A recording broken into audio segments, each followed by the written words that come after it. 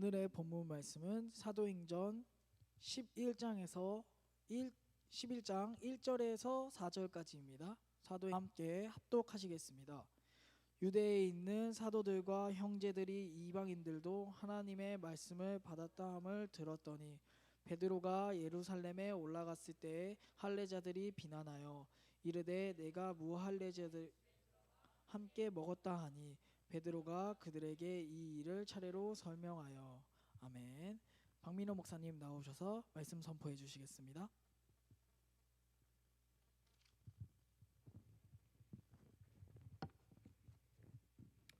네, 여러분들 한 주간도 어떻게 잘 지내셨나요?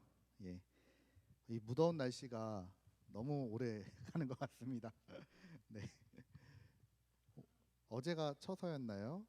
제가 예전만 해도 처서 때가 되면은 아침 저녁으로 찬바람이 좀 부는데 굉장히 좀 무더운 날씨가 지속되는 가운데 여러분들 힘을 얻으시고 또 건강 또 챙기시고 이런 힘을 얻기 바랍니다. 자, 오늘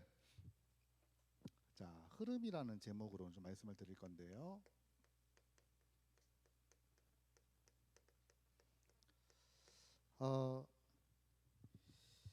여러분 중에 혹시 이런 고민 해보신 적이 있을까 모르겠어요. 내가 지금 하나님 앞에 나는 지금 잘 인도를 받고 있나? 하나님이 지금 내가 하나님의 계획과 우리가 인도받는다고는 얘기를 많이 하는데 내가 지금 잘 인도받고 있나? 그런 생각 여러분 아마 궁금하실 겁니다. 그리고 무엇이 하나님 뜻이지? 이게 뜻인가? 저게 뜻인가? 그런 고민 아마 많이 해 보셨을 겁니다. 그리고 대개 여러분들이 그런 걸 판단할 때는 뭔가 나에게 좋은 일이 생기면은 이게 지금 하나님의 뜻이구나. 뭐 어디 마트에 딱 갔는데 갑자기 차가 한 대 딱 빠지면서 주차가 딱 되면은 하나님이 오늘도 성령으로 인도하셨구나. 뺑뺑이 돌면은 이거 뭐지 막 이러고요. 대부분 사람들이 지금 내가 현실적인 문제, 갈등 이런 게 자꾸 있으면은 뭔가 내가 인도를 잘 못 받는 것 같고 내게 아무 일이 없으면은 내가 참 인도를 잘 받고 있구나 이렇게 여러분들이 생각하실 수도 있습니다. 근데 여러분 그렇지 않고요. 중요한 거는 문제가 중요한 게 아니라 그 문제를 넘어서서 지금 내가 어떤 영적인 상태를 갖고 있냐, 그리고 나의 영적 상태를 확인하는 게 지금 나는 어떤 흐름 속에 있느냐가 중요한 겁니다. 저희 아내가 예전에 이직하기 전 직장이 되게 힘들었대요. 그런 얘기를 많이 해요. 최근에 저희 아내가 그러더라고요. 손목이 안 아프다는 거예요. 요즘에 손목이 안 아프다. 그래서 내가 요즘에 손목이 낫나 치유됐나 그게 아니고 예전에 회사에서 일을 많이 해가지고 이 키보드를 많이 치니까 항상 손이 아팠는데 새로 지금 이직한 직장은 뭐 그렇게까지 안 해도 일이 잘 처리가 된다는 거죠. 그리고 일주일에 한 번이나 두 번은 집에서도 근무하거든요. 재택근무를 하고. 뭐 여러 가지로 참 좋다, 좀 편하다, 좀 이런 거는 있죠. 그런데 저희 아내가 좀 의미심장한 말을 저한테 하더라고. 뭐 어떤 얘기를 하냐면 자기가 지금 너무 좋은데 전 직장보다 근데 다른 게 하나 있다면 뭐냐면 전에는 그 힘들고 어려운 가운데서도 하나님 앞에 기도하고 믿는 동역자들이 하나가 돼가지고 어떻게 하면 우리가 이 현장에서 빛을 비출까 같이 예배드리고 기도하고 몸부림쳤던 게 기억이 나는데 새로운 직장은 너무나 몸은 편안한데 아무 문제가 없고 또 그런 만남도 없고 자기에게도 그런 마음이 좀 안 든다는 거예요. 그래서 뭐라고 저한테 얘기하냐면 자기가 그 생각하면서 이런 생각이 들었다는 거예요. 지금 내가 소돔과 고모라 같은 곳에 있는 게 아닌가? 너무 편안하고 너무 재미있고 너무 좋은데 사실은 곧 멸망할 땅 소돔과 고모라에 내가 지금 있지는 않은가? 라고 하면서 자기 자신을 이제 좀 경각심을 주고 이게 아니구나, 내가 진짜는 하나님 앞에서 올바른 흐름 속에 있어야겠다, 이런 포럼을 저에게 한 적이 있습니다. 근데 여러분 사실은 중요한 거는 내 영적인 상태가 중요하고 그 상태를 통해서 내가 지금 성령의 인도를 받고 있는지 아니면 내가 다른 흐름 속에서 다른 인도를 받고 있는지를 알게 되는 거죠. 자, 그러면 여러분 우리가 하나님의 인도를 받지 못하면은 영적인 건 두 가지밖에 없습니다. 성령이냐 악령인데 여러분 이 멸망의 흐름이 있단 말이에요. 소돔과 고모라 같이. 예. 여러분 그 창세기 13장에 아브라함과 조카 롯이 서로 나눠지잖아요. 그때 조카 롯에게 네가 먼저 선택해라라고 했을 때 조카 롯이 선택한 곳이 소알 땅이라 그래요. 소알 땅. 그곳은 곧 그 소돔 지역이라 그러거든요. 여러분 그 땅은 어떤 땅이죠? 이제 하나님의 유황불이 내려서 멸망할 땅이에요. 근데 조카 롯이 보기에는 거기가 어떻게 보였냐면 너무 아름다워서 마치 에덴 동산처럼 보였다 그래요. 아, 여기 진짜 하나님의 낙원이구나. 그만큼 좋은 곳이구나. 그 롯은 거기를 선택을 했는데 그 선택을 했다는 거는 롯의 영적인 상태를 얘기하는 거고 롯이 지금 어떤 흐름 속에 있느냐. 여러분도 이걸 잘 봐야 된단 말이죠. 자, 멸망의 흐름이란 거 뭐냐면은 우리는 근본 문제에서 빠져나왔잖아요. 그리스도를 통해서. 근본 문제에서 빠져나왔는데도 불구하고 그 근본 문제의 죄의 흐름 속에 있단 말이에요. 네. 그러니까 여러분 이 말은 도대체 무슨 말입니까? 나는 구원받은 하나님의 자녀인데 요한복음 8장 44절처럼 살아가요. 어떻게 해요? 너희는 너희 아비 마귀. 예. 하나님의 자녀가 하나님이 주시는 응답과 축복을 누리지 못하고요. 나 중심, 물질 중심, 성공 중심으로 열심히 살아가는데 사실은 여러분 그게 지금 마귀가 주는 거거든요. 그러니까 하나님으로부터 오는 것을 구하지 않고 내가 주인 돼서 열심히 살아갑니다. 제가 어릴 때만 해도 여러분 나이 때만 해도 만나면은 연애 얘기 많이 하고 친구들하고 만나면요 연애 또 남자들은 또 군대 얘기 많이 하고 그리고 뭐 이렇게 세상의 문화 뭐 게임 영화 뭐 이런 얘기 많이 하잖아요. 근데 이제 제가 지금 제 친구들 저 불신자 친구들 제가 만나면은 어떤 얘기 하냐면 거의 대부분 자녀 얘기하고 그다음에 재테크 어디 투자해야 돼 재테크 또 어떻게 해서 돈 벌었다 이런 얘기 많이 해요. 또 어떤 차 샀다 이런 얘기들 많이 하죠. 근데 여러분 그게 나쁜 건 아닌데 대부분의 사람들이요 다 육신적으로 살아갑니다. 그러니까 여러분 이 마귀의 자녀라는 말은 영적인 것을 모르고요 사람이 육이 돼서 육신적인 것만 가지고 살아가요. 육신적인 것을 가지고 고민하고 육신적인 것을 가지고 갈등하고 예? 이 흐름 속에 간단 말이죠. 근데 여러분 어떻게 되죠? 잘 안 돼. 내 인생의 주인이 나고 내 마음대로 내가 잘 살고 싶은데 잘 안 돼. 그러니까 뭔가 모르게 하나님보다 더 의지하는 게 생깁니다. 그걸 보고 우상숭배라고 그래요. 우리가 부처상에 가서 절하지 않아도 하나님보다 더 의지하는 거. 여러분 있잖아요. 결정적인 순간에 여러분들이 문제 만났을 때 가장 여러분들이 의지하는 거. 그게 사실 여러분들이 우상이거든요. 이게요. 끌고 가는 거예요. 또 여러분 이 흐름 속에 있으면 어떻게 됩니까? 정신적으로 내 마음에 뭐가 없냐면 평안함이 없어요. 자꾸 걱정과 염려와 불신함과 갈등 속에서 살아갑니다. 여러분 하나님의 자녀는 처음부터 뭐라고 말씀하셨습니까? 생육하고 번성하고 다스리고 정복하라 그랬잖아요. 다스리고 정복하는 게 아니라 마음에 평안함이 없고요. 늘 근심하고 늘 염려하고 미래에 대해서 두렵고 현실의 그런 한계에 대해서 두렵고 이 두려움과 이 갈등 속에서 살아간다. 이게 여러분 이 멸망의 흐름입니다. 그리고요 그 육신은 어떻게 살아가죠?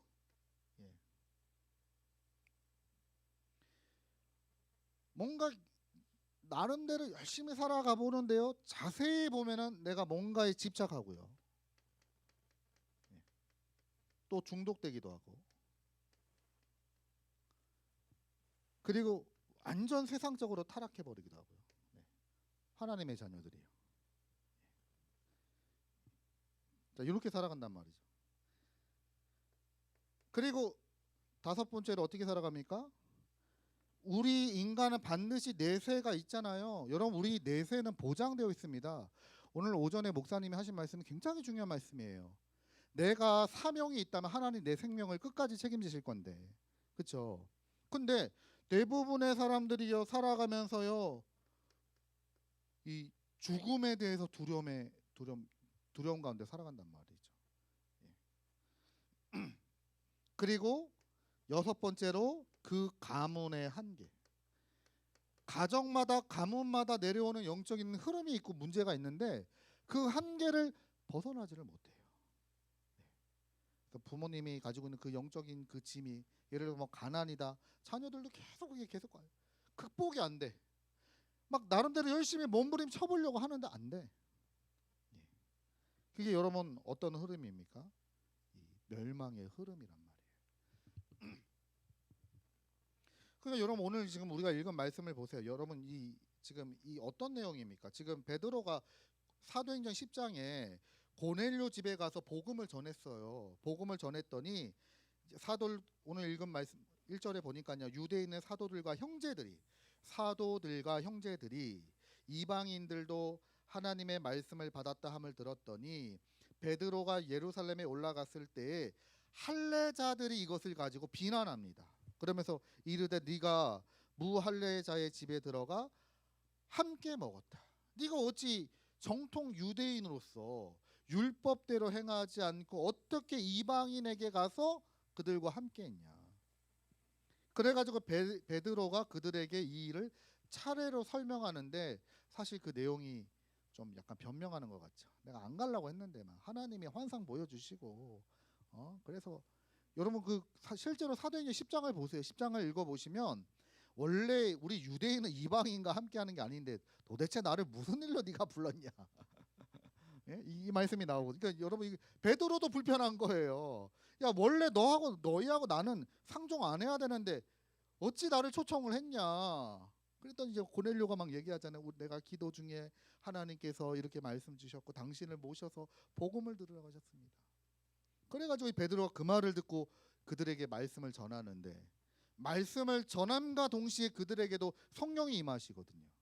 베드로가 말을 잘해가지고 성령이 임한 게 아니라 여러분 이 사도행전 11장의 말씀을 보면요. 베드로가 말을 할 때 그 사람들에게 성령이 임했다고 합니다. 그래서 지금 이 초대교회가 아직도 복음 가지고 참 귀하게 쓰임 받은 교회 맞지만 결정적인 순간에 그들이 가지고 있는 이 전통과 이 율법과 그것들 때문에 하나님의 뜻을 보지 못하고 여기 딱 매여 있단 말이에요. 그래서 하나님이 어떤 시대를 열었습니까? 그래서 안디옥의 시대를 연 거죠. 자, 그러면 여러분 우리는 어떤 흐름 속에 내가 지금 성령인도 잘 받고 있냐 없냐? 하나님이 지금 나를 인도하고 있느냐 없느냐? 어떻게 알 수 있습니까?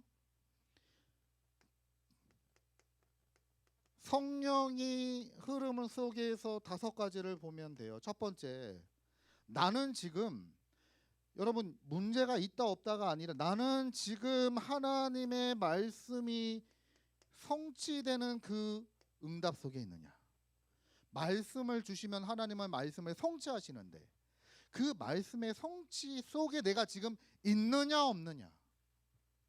그걸 가지고 보는 거예요. 여러분 아무리 여러분 지난번에 보니까 그 넷플릭스에서 그 JMS 관련해 가지고 뭐 여러 가지 뭐 있는 것 중에 저도 이제 그 부분만 봤습니다. 시간이 없어서 봤는데 그 정명석 뒤로 어떤 한 여자가 이제 그 종교 단체를 이끌어 가고 있더라고요. 예.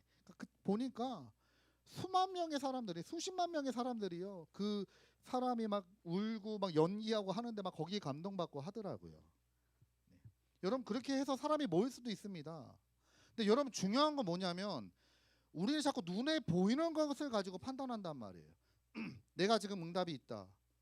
아니면 지금 내가 어려움을 당하고 있다. 이게 중요한 게 아니라 하나님은 말씀을 주시고 성취하신 하나님인데 그 말씀이 지금 나에게 성취되고 있느냐.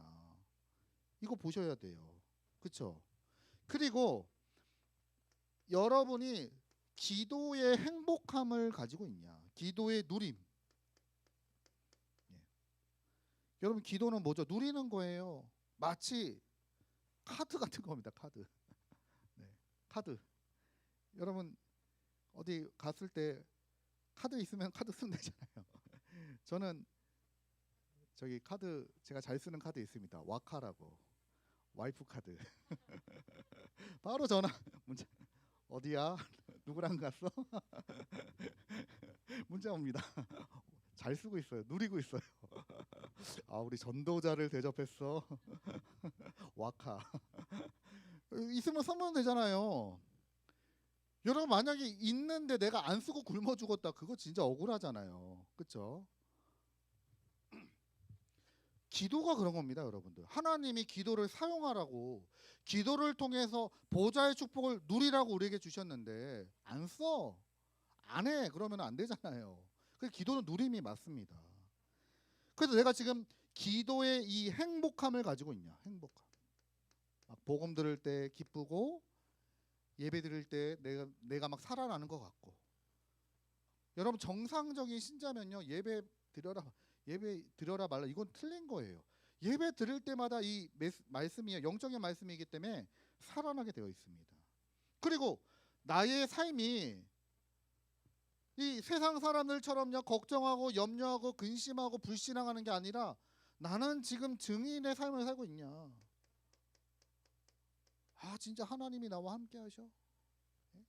이게 지금 누려지고 있느냐. 이게 중요합니다. 그 가운데 여러분들의 현장을 볼 때 뭐가 열리게 됩니까? 현장을 보는 눈이 열리는.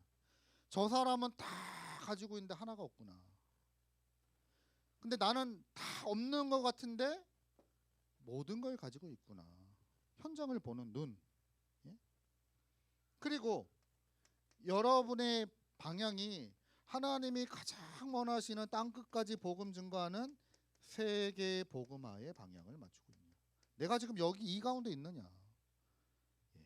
여러분들이 5가지의 흐름을 통해서 나의 영적인 상태를 점검하는 거예요. 여러분 이거는 뭐 내가 뭐 했다 안 했다가 아니잖아요. 내게 지금 조금 여러분 좀 다르게 말씀드리면 내가 지금 굉장히 어려운 일이 생겨도 제가 지금 조금 올라오기 전에도 참 어려움을 당하고 있는 어떤 분 얘기를 좀 들었는데 그 말 듣는데 마음이 좀 무겁더라고요. 참 기도가 나오고. 근데 여러분 그런 문제가 있어도 내가 이 5가지 속에서 복음을 누리는 행복감이 있다면 그 사람은 여러분 올바른 성령 인도를 받고 있는 겁니다. 근데 내가 아무 문제가 없어 나에게는 나는 지금 나는 이 땅에 살면서 아무 걱정 없이 난 지금 잘 살아가고 있는데 만약에 이 5가지와 상관없는 인생을 산다면 여러분들은 하나님과 함께하는 그 흐름 속에서 인도받고 있는 건 아니란 말이에요. 잘 봐야 돼요. 내가 지금 이 속에 있는 게 아닌가. 네. 이때 여러분 어떤 일이 일어나게 되느냐. 하나님이 주시는 이 5가지 흐름 속에 있게 되면은 하나님의 나라와 그 일이 이루어진단 말이에요. 하나님의 나라와 그 일. 하나님이 사용하셔요.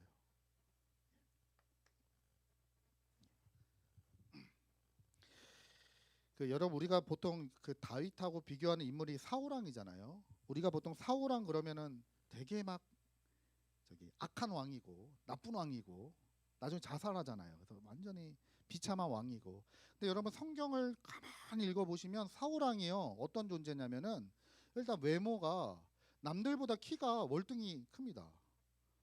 그리고 얼굴도 잘생겼어요. 우리 경훈 청년처럼요 딱 키 크고 운동 안 한다는데 몸도 좋더라고요. 이번에 수고한 때 보니까 힘 좋더라고요. 저 또 깜짝 놀란 게 우리 민지도 힘이 세더라고요. 와, 공 안 뺏기려고 그냥 꽉 잡고 있는데 장난 아니더라고요.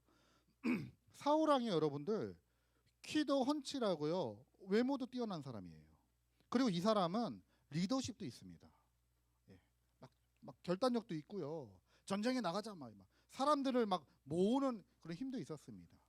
그리고 하나님의 영이 또 함께 하셔서 예언도 하고 막 이런 일도 이 사람이 체험을 했습니다. 근데 사울 왕이 하나님 앞에 어떤 범죄를 했냐면 다른 범죄가 아니라 첫 번째가 제사를 원래는 사무엘 선지자가 해야 되는데 안 오니까 자기가 마음대로 해버린 거예요. 그러니까 제사의 예배 실패. 두 번째는 하나님께서 아말렉 족속과 관련된 왕과 모든 것을 다 멸하라고 했는데 멸하지 않았어요.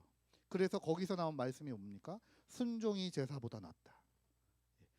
사울이 범죄한 거는 크게 두 가지입니다. 뭐 이후에 뭐 다윗을 죽이려고 했던 거 그거는 나중 얘기고요.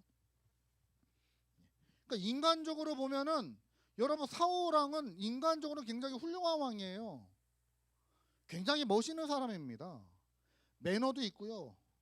다 갖췄어요. 근데 이 사람이 뭐가 없느냐? 이 멸망의 흐름 속에 있었단 말이에요.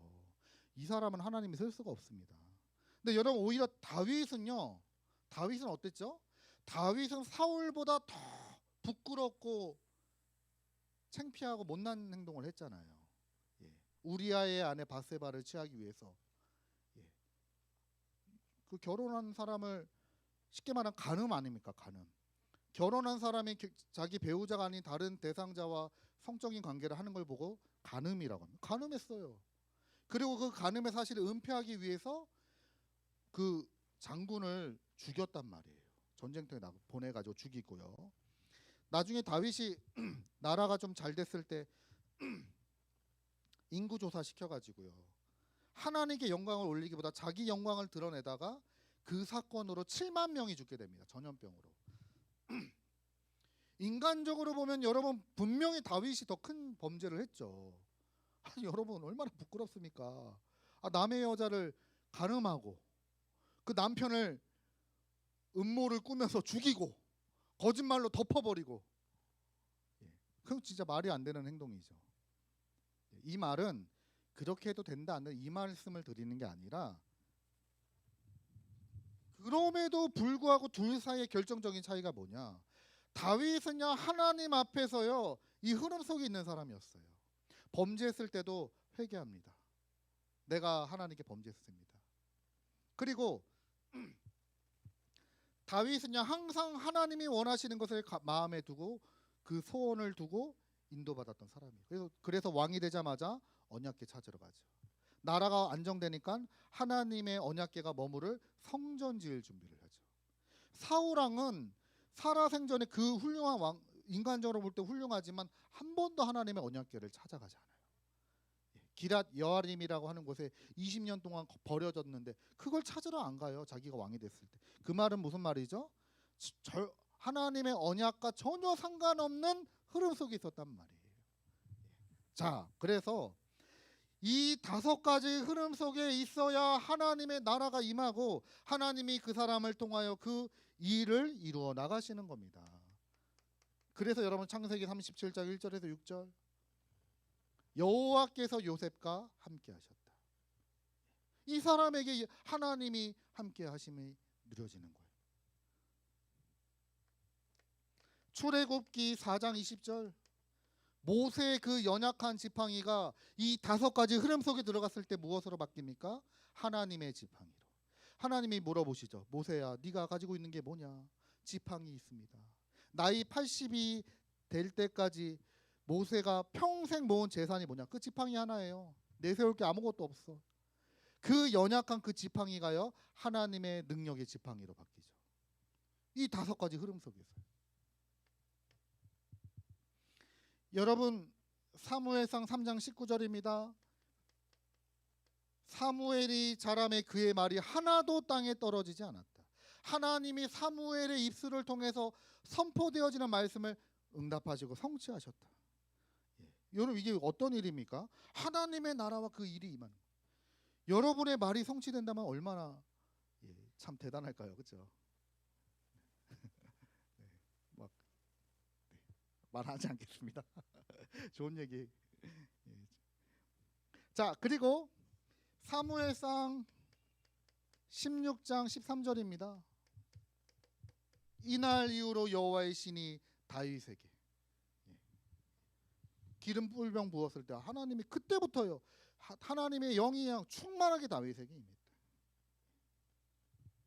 자, 여러분 이사야서 6장 1절에서 13절 가장 위기 가운데 하나님이 이사야를 부르셔서 하늘 보좌를 체험하게 하시죠. 하나님의 나라와 그 일에 대해서 하나님이 하시는 것을 보게 됩니다. 열왕기하 2장입니다. 8절에서 9절. 엘리야 선지자가 하나님께 들림 받을 때요. 엘리사가 끝까지 따라가면서 뭐라고 얘기합니까? 갑절의 영감을 내게 주십시오. 장자의 축복을 내게 주십시오. 영적으로 다른 게 필요하지 않습니다. 지금 우리나라 살리려면은 정말 땅끝까지 복음 증거하려면 당신에게 역사하는 그 성령의 역사가 2배나 내게 필요합니다. 그리고 사도행전 1장 8절. 여러분 이게 그 예수님의 제자들이 그러죠. 이스라엘 나라가 회복하심이 이때입니까 하니 이르시되 때와 기한은 아버지께서 두셨으니 너희 알 바 아니요. 그리고 우리 성경을 보면은 오직이라고 나오잖아요. 오직 성경.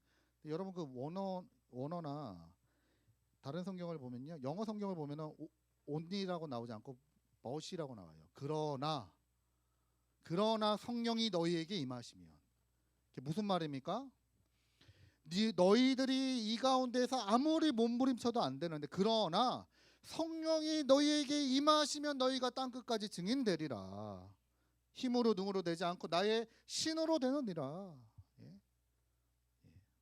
이때 여러분 진짜 응답을 받는단 말이에요. 하나님이 준비하신 응답이요.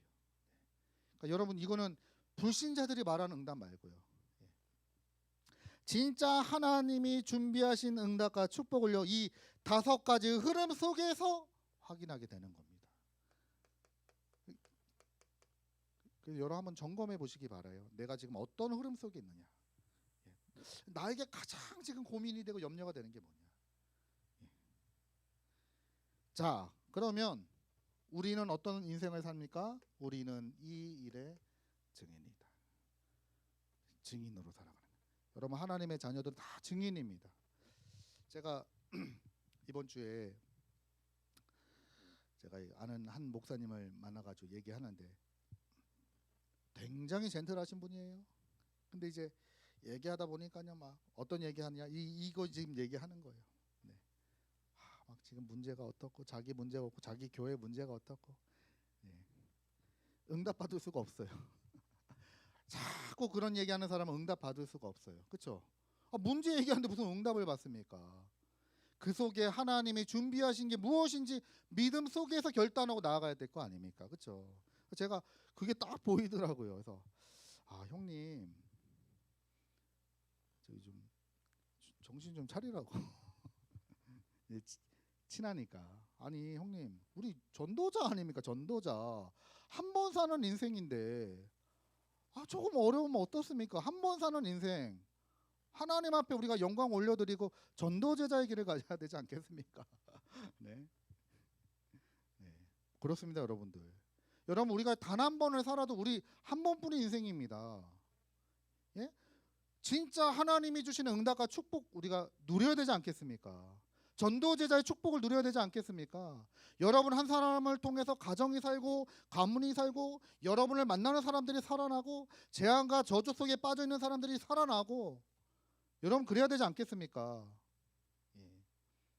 그래서 우리는 증인입니다. 어떤 증인이요? 이 그리스도 안에 모든 것 다 있다. 그래서 저기 메시지는 원래 nothing이 everything으로 간다고 하는데, 예. 여러분 자세히 생각해 보면 아니거든요. 여러분 우리가 아무것도 없이 시작하는 게 아닙니다. 우리는 everything 모든 것을 가지고 시작해요. 복음 안에 모든 거 다 있다. 맞잖아요. 우리 청년들이 착각할 수 있어요. 나는 아무것도 가진 게 없어. 나는 지금 현실이 어려워. 여러분 틀린 생각입니다. 여러분 안에 이미 모든 축복이 다 있어요. 우리는 모든 걸 가지고 시작하는 겁니다. 그리고 뭘로 가죠? 여기서 가는 게 이거예요. 그리스도 외에는 아무것도 없다. 오히려 그렇죠. 모든 것을 내가 가지고 시작했는데 그리스도만 나타나길 원합니다. 그리스도만 존귀하게 되길 원합니다. 하나님 홀로 영광 받아 주옵소서. 예. 우리는 그 일의 증인입니다. 네. 그래서 여러분 어렵지가 않아요. 왜냐하면 사람들이 다 지금 이렇게 살아가고 있기 때문에, 심지어 여러분 교회에 다니는 사람들도 다 이렇게 살아가고 있습니다. 일반적인 사람들은요 다 그래서 우리 교회마다 원래 구역 예배라는 게 있잖아요. 구역 예배 드리면, 우리 교회는 좀 안 그런데 구역 예배 드리면은 막 예배 드립니다. 찬양하고 기도하고 막 구역 말씀 듣고 주기도까지 끝나고 나서 이제 뭘 하느냐? 이제 간식하고 이제 다과하거든요. 이제 그때가 진짜 게임이죠. 그때 본 시간. 그때 이제 막 얘기하기 시작합니다. 아, 김집사가 말이야, 막 이집사가 말이야, 염집사가 말이야. 이제 막 그런 얘기가 한단 말이죠. 그러니까 다 여기 지금 빠져 있는 거예요. 근데 여러분 만약에 그때 이제 응답받은 거 포럼하기 시작하면 어떻게 될까요? 이번 한 주간 하나님이 이런 일을 하셨습니다. 내가 이런 위기 속에서도 하나님은 이렇게 말씀을 성취하셨습니다. 어떻게 될까요, 여러분들? 영적인 흐름이 바뀐단 말이에요. 네. 여러분들 정말 이 흐름을 바꾸고 진짜 하나님이 주시는 응답과 축복 누리는 우리 대학 청년부 되시길 예수 그리스도 이름으로 축복드립니다. 기도하겠습니다. 하나님 감사드립니다. 나는 지금 어디에 서 있고 어디에 있는지 확인하게 하시고, 하나님이 원하시는 5가지 흐름 속에 하나님의 나라와 그 일을 누리는 우리 대학 청년부가 되게 하여 주옵소서. 복음 안에 모든 것이 다 있음을 알고 그 한 가지로 집중했을 때 하나님이 다 하셨다라고 말할 수 있는 증인으로서는 우리 대학 청년부가 되게 하여 주옵소서. 예수 그리스도 이름으로 기도드립니다.